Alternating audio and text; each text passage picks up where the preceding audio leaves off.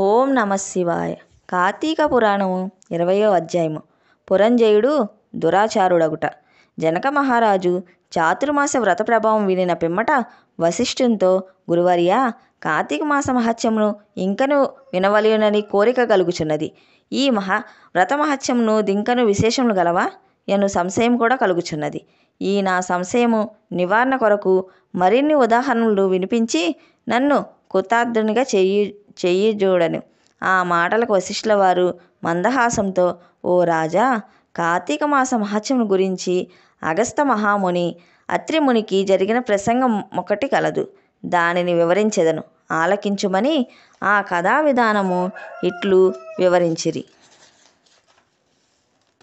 పూర్వం ఒకప్పుడు అగస్త్య మహర్షి అతి మహర్షిని గాంచి, ఓ అత్రిముని, నీవు విష్ణువు అంశయందు పుట్టినావు.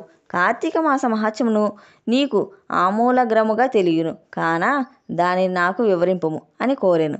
అంత అత్రి మహామునిని, కుంభసంభవ, నీవడిగిన ప్రశ్న వాసుదేవునికి ప్రీతికరమగుటచే నుత్తమమైనది. కార్తీక మాసంలో సమానమగు మాసము, వేదంతో సమానమగు శాస్త్రము, ఆరోగ్య సంపదకు సాటియగు సంపద లేదు. అట్లనే శ్రీమన్నారాయణ కంటే వేరు దేవుడు లేడు.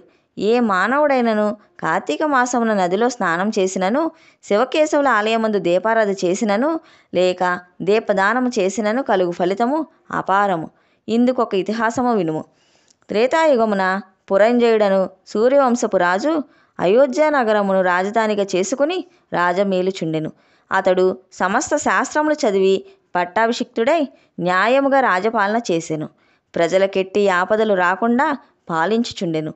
అట్లుండ కొంతకాలమునకు పురంజయుడు అమిత ధనాశ్చేతను, రాజాధికార గర్వము చేతను జ్ఞానహీనుడై, దుష్టబుద్ధి గలవాడై, దయా దాక్షిణ్యములు లేక దేవ బ్రాహ్మణ మాన్యము లాక్కొని పరమ లోభి అయి చోరులను జేరదీసి వారిచే దొంగతనములు దోపిడీలు చేయించుచు, దొంగలు కొల్లగొట్టుకుని వచ్చిన ధనములో సగము వాటా తీసుకొనుచు ప్రజలను బీతావహులను చేయుచుండెను. ఇట్లా కొంతకాలము జరగగా అతని దౌష్ట్యములు నలుదిక్కులా వ్యాపించెను. ఈ వాత కాంబోజ, టెంకన, కొంకణ, కళింగాది రాజుల చెవులబడినది. వారు తమలో తాము ఆలోచించుకుని కాంబోజ రాజుని నాయకునిగా చేసుకుని రథ, గజ, తురగ, పదాతి సైన్య బలాన్వితులై రహస్య మార్గం వెంట వచ్చి అయోధ్య నగరమును ముట్టడించి నలువైపుల శిబిరములు నిర్మించి నగరంను దిగ్బంధనం చేసి యుద్ధమునకు సిద్ధపడిరి. అయోధ్య నగరమును ముట్టడించిన సంగతి చారుల వలన తెలుసుకుని పురంజయుడు తాను కూడా సర్వసన్నద్ధుడై ఉండెను.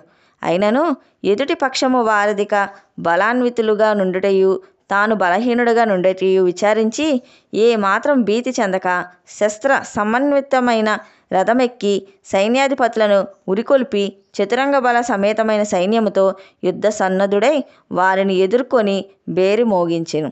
సింహనాదము గావించుచు మేఘములు గర్జించినట్టు హూంకరించి శత్రు సైన్యములపై బడెను. వింశధ్యాయము 20వ రోజు పారాయణము సమాప్తము. ఓం నమ శివాయ.